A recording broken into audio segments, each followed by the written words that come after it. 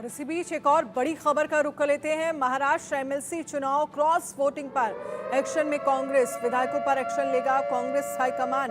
MLC चुनाव में जिन लोगों ने की थी क्रॉस वोटिंग, महासचिव केसी वेणुगोपाल को रिपोर्ट सौंपी गई है और अब कांग्रेस क्रॉस वोटिंग करने वालों पर एक्शन की तैयारी कर रही है।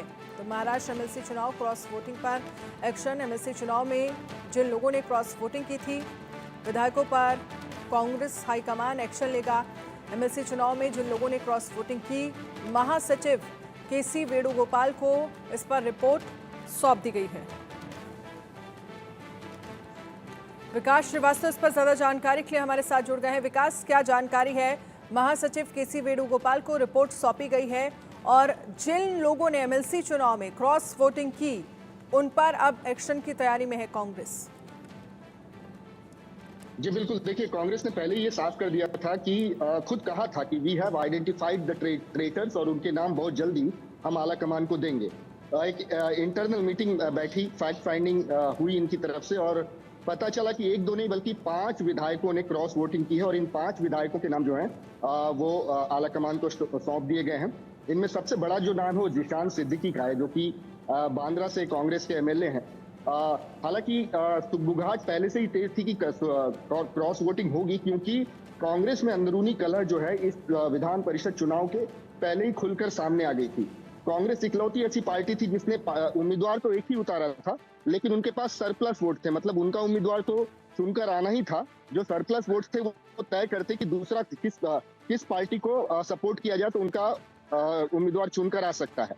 कयास ये लगाए जा रहे थे कि अजीत पवार का जो दूसरा कैंडिडेट है वो हारेगा, लेकिन वो जीत गया। उनको 5 वोट एक्स्ट्रा मिले। उनके पास संख्या बल जो था वो सिर्फ 42 का था, लेकिन उन्हें 47 वोट पड़े। जबकि शरद पवार ने जिस कैंडिडेट को सपोर्ट किया था, जयंत पाटिल नाम के उम्मीदवार को शेतकरी कामगार पक्ष से हैं, वो हार गया, उनको वोट ही नहीं मिले। शक गहरा है कि कांग्रेस की तरफ से क्रॉस वोटिंग हुई है। जब पता लगाया गया तो 5 विधायक जो हैं इसके कसूरवार पाए गए कि उन्होंने क्रॉस वोटिंग की है।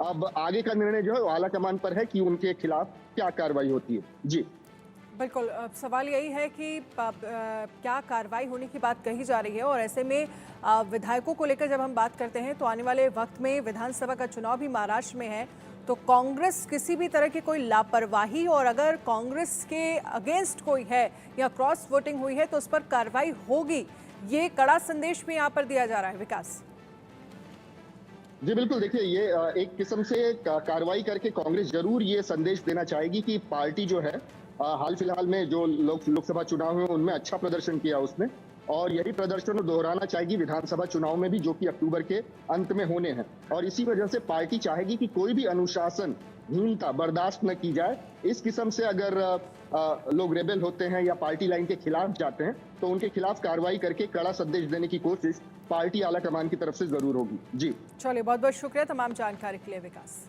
शुक्रिया।